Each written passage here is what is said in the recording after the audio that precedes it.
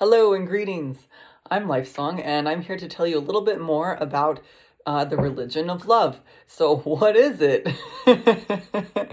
It's really simple. It's the religion of love, and in many different religious idioms, we have every single one of them pointing back to love as this divine source of light and life and goodness in reality. And so, for example, the Christian faith, God is love. And then in the Sufi Islamic mystics, you have great Sufis like Ibn Arabi saying that they practice the religion of love, which to them is the religion of Islam, the religion of God. And then, of course, you have Sat Chitanand, or the eternal essence of Brahm, which is in Hinduism, Anand. I personally see happiness as two sides of the same coin of love and happiness. Like, you say, oh, the fish loves to swim, or you can say, oh, the fish enjoys swimming, and the love and the joy are so similar. And so, in any case, we could go on forever about these perceptions of the oneness of being, the oneness of reality, and every single religious tradition, or at least major religious tradition that you can name, there is some philosophy or concept of the oneness of all of life, of all of existence, of all of reality. And all of them, in some way or another, point to love as being the nature of that reality. So, for example, in Islam, Al-Wadud is like the name, it's a name of God, it's a name of Allah, which means the loving one. And then the same thing in Hebraic or Jewish or Judaic religion, it's chesed.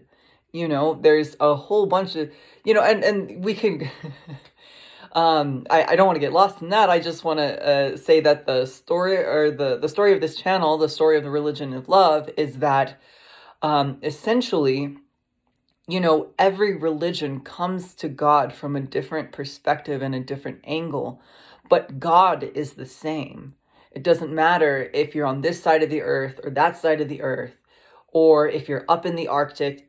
It doesn't matter if you're way back in the past, if you're now in the present moment, it doesn't matter if you're in the future. God, that oneness of true reality, is always the same. And, even if, for example, the Tao, like in Taoist thought, or even in Chinese folk religion, I mean, in Shintoism, you could explore all the religions of the world and you'll find the same thematic string through it all, is that there is this unnameable yet existent reality, which is good, is virtuous, is light.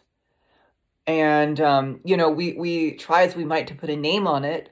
We can never see, words are symbols, and this actual being of oneness, of love that is non-symbolic. So, I'm sorry, I can digress a lot.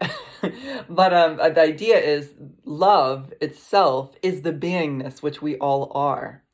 And there's nothing that can change that. And there's nothing that'll it's unbreakable light, and that's what we are. And so anyway, the point of the Religion of Love channel is to help draw inspiration from the mystics. For example, this book has many mystics, and it sees 12 sacred voices from the East and West, from India, from all over, like Rabi al-Basri, from Islam and Iraq, and also Christian mystics. And so, yeah, it's called Love Poems from God by Daniel Ladinsky, if you're interested. Beautiful book.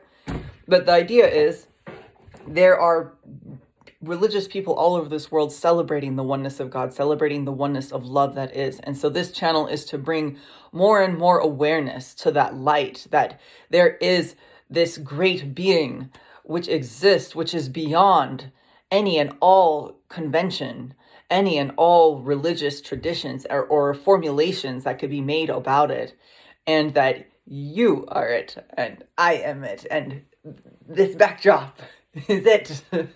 Not just metaphorically with the stars, but like physically too. And so everything Everything is that love of consciousness, which is that oneness of love, of light, of God, of Allah, of Brahm, of anything you want to call it, the Tao, it doesn't matter.